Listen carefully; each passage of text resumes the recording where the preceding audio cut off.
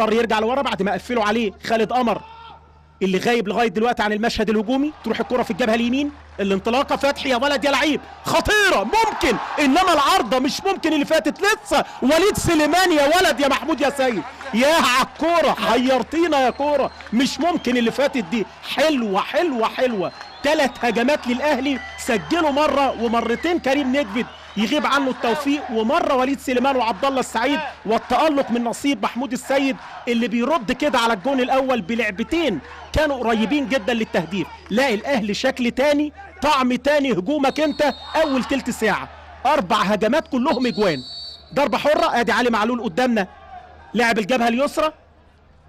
هنشوف الهجمه اللي فاتت دي اللي اتعملت في منتهى الجمال، اول مره عرضت محمود السيد هي كانت نجم الفقره، انما بص التمريره بقى من الاول.